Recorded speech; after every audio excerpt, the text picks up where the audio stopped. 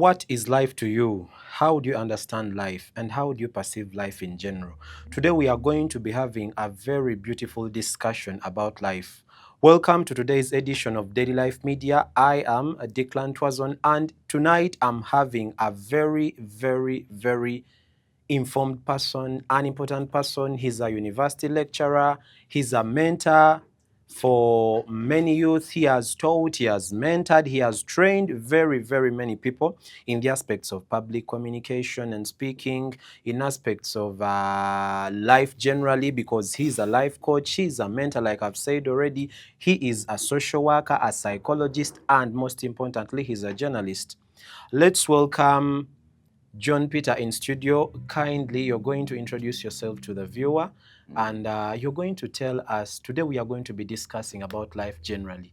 You're most welcome. Thank you so much, Declan, for hosting me here at Daily Life Media. It's really a profound honor, and I don't take it for granted, especially if we are going to discuss matters about life, because I see this as one of the things that is really affecting youth, the young children, and the elderly. So just like what he said, yes, my name is John Peter Okiror.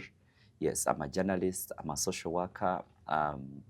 Just like he said that I'm a mentor, I don't know, you can never say, you cannot blow your own trumpet. I think that's what you should, But I'm really delighted being in the studio with you. Yes, thank you so much. It is really a pleasure having you around. So to begin with, what inspires you in life? Like, what do you move your life on? Like, everyone could have something that inspires them, something that carries them forward to move on with life. You as a person, what inspires you in life?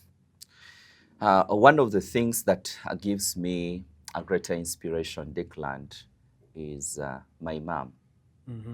She has inspired me. I have seen someone who believes in her children, irrespective of what they are. So to proceed with life, she gives me that hope. Wow. I look at her as my greatest inspiration. Whatever I do, I ensure that she's part of the plan. Another thing is my family. The family. Yeah, my family gives me an inspiration. I don't draw inspirations from maybe elsewhere. Fantasies or fictions, like athletics. We have, should I call it a challenge, or we have this conception of being inspired. I'm inspired by maybe say Michael Jackson, by Cristiano Ronaldo. So I expected you to tell me, you see, I'm inspired by maybe this famous person, this politician, footballer, or no, it is strictly your mom and your family. Yeah. The reason why my inspiration is from her is because I can access her. You see, I cannot be inspired by someone whom I will never see. I just see you on screen. Just on screen? No, I don't. Wow. Just like even football, I don't really watch football on screen. I'm not saying the ones who watch it's wrong, but I'm looking at something like I can go and say, that's my fan. That's my football player or something like that. So I look at reality. So you would rather go to a football pitch like maybe Senambole or Ham Stadium and watch a live match going on, other than you being on screen and saying, oh, I love that guy, yet you've not even seen them in real life. No, I don't believe in virtual love. Oh, wow. That is something nice. Or online. Someone told me about online dating, so I don't believe in that. Yeah, by the way, you have a point there. Do you mind telling us how a typical day in your life is? I look at each day before getting up the next day, or when I'm leaving work. I have a lined list or a list of tasks that I have the next day to prevent my mindset from being congested unnecessarily. So one, it's so busy because when I start at 7, each time that I'm going to be in a task, it's programmed. Yeah. Like, so you don't just bump onto activities that because one challenge that we as the youth are facing today, you find that you just wake up and you're like, I think I'll go to town, I'll pass by this place, then maybe at around 9, I'll go to school, after school, just randomly, like we do not have that time. Yeah, that is to them. But looking at how life has trained me, I believe everything must have a program. For example, if I'm not to go for a party and a friend says, you know what, Peter, let's go for a Let's party. go for a party. I don't. I will If you say, hadn't programmed pass. for it, Pass. it is a pass. You understand? Oh, if I I'm going couldn't to miss. eat, this has also come into me. If I have a party to go, and I've said in my mind that I'm going to take 2 pieces of meat or beef or whatever the case may be, I'm not going for 3. You're not going for 3. Everything has to be programmed because I don't want to hurt myself. Yeah. I see. So you're this kind of principled person. It can never be me. When a party is there, okay, it might have not been in program, but once they call me and they know, hey, you know this and this is... however, I really have something to pick from me because that is really nice. So we have to at least journal something down, like you can write. Now, what I've learned at this very moment I would also want to bring to your attention that most times when we have unplanned lifestyle, you become a problem to people. You become a problem to people. You bump on, they will be like, okay, I think Declan is the kind of person who comes in unannounced. You know, like someone says, like, Declan, let's go for a party. You know, taking you out or whatever enjoyment you have as youth should be at least 1 month. You should clear your schedule. You get? Not just like, let's go. You're someone someone comes in as a substitute. No, I don't take that. Oh. If I was invited late, then I will give an earlier feedback. Take it from me. If an invite comes in late, let's say I have something tomorrow, and you communicate on Saturday, today, I will tell you, know what? I think I'll be able to pass it. Maybe you have another person. Yeah. Wow, that is beautiful. So to the viewer out there, I think this is something for us to pick on as the youth today. We should learn to program our lives. We should learn to journal things down, have everything programmed. You cannot just wake up in the morning and you say, I'm going to do this, I'm going to do this, and okay, just be bumping onto activities and things randomly. Thank you for that. Then on to the next thing that I would like to know about.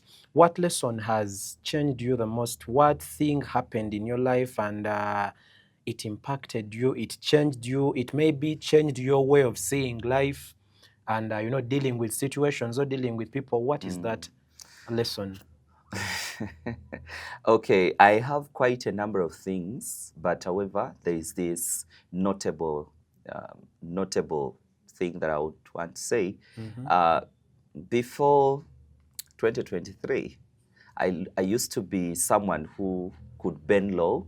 I could even sacrifice myself for someone just to see that the person is very happy. He's very happy. So when I had an accident, there is a way things I observed. You know, we have these expressions. I know you have friends. I know you have friends outside there. When they say, Declan, let's go. When they are coming to your place, they want to eat anything they want. To eat anything. You may think you have people, but the day God says that, you know what, Declan, you are going to face this alone. That's why you see that this person you called a best friend will walk away from you. They will want. They won't even want to deal with you at that time. I'm speaking about people whom I really facilitated financially, mostly because you know, when you have money, you can help someone can call you and say, you know what, I am feeling headache. I don't believe in the thing that go and sleep well, like what people do. I love this preacher. I don't know what is happening with him of late. Isaac Romushana. He's called the New Curriculum Pastor. New Curriculum Pastor. Yeah. He preaches what is real in life. Yeah, exactly. You get? So I also don't believe in that when someone says that I don't have food, and then you say, let's pray about it. And then we're asking, how do we pray when I'm hungry? We pray when I'm hungry. Yeah? So it is better you rather give this person something for them to eat, and then they'll believe in God. Yeah, that's what I believe in. So after that incident, I now look at life in reality. I'm not going to look at, I was maybe building castles in the air and looking at like everyone is my friend. You understand? Because they call you, because they do this. Call you, they check on you. No. You call me, I call you. You buy me something, I do the same. So it's more of a tit for tat. Tit for tat, reciprocation. Yeah, that is it. Wow. So it has really, really impacted me. Mm. I don't know whether it is positive or negative, but I think that lesson needed to have come to me, because that's when I learned who is a true friend to me. So I believe after that season of your life, you had to phase out certain old friendships. Yeah. And they have never come back to you saying, you see things changed, maybe you're You know, different. the or most because people surprising usually thing, have that thing. the most surprising thing is where someone says or asks you, why are you not checking on me? Mm-hmm. And then you see how the world is very cruel. Yes, and then in your mind, you're like, why am I not checking on you? Yeah. Or what were you doing in the first place not to check on me? You know, there are people, I borrowed this, that gumite. Gumite. You know, gumite or something. Being hard. Being hard. You know, when you're trying to be patient with someone and someone keeps on tickling you, like, why are you not checking on me? Mm-hmm. Come on. As if why are you attaching yourself relevance? Don't make yourself entitlement. I don't. Someone gives you a call and asks, but I want to talk to you. Why are you so busy? Mm-hmm. Why are you so busy? Who does that? Wow. So there is more to life than what, you know, we should not please everyone. It becomes toxic. You know, my boss has already told me that, Peter, even if you lay down and allowed the whole world to step on you, there are those who will say, you did not do it well. Yeah. That is very true. We can never please everyone. Like, even when you try your level best to be the very best version, to do everything perfect, you can never please anyone. I don't think with the years I've lived, I don't think whether there is a best version, there is the best that you can live for humanity. They will always have something to say. In fact, economics describes it as undying desires. They will always have. You send them 30, they have asked for 30,000, but you've been able to look for 25,000. They will call and ask, like, where is the 5,000? Where is the 5,000? Now, this is the generation we're in. Entitlement. But all this comes back to family. How did you train your children? How did you train their children? You know, they say charity begins at home. Yeah, but doesn't end there. So that's why we have different social controls. We have, okay, we can have the police, the courts, the prisons, and etc. But we also have the schools where we socialize from.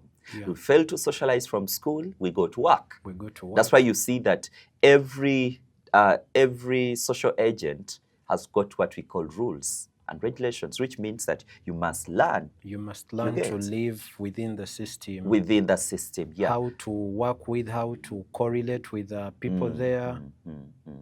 Oh, well, that is so beautiful to know.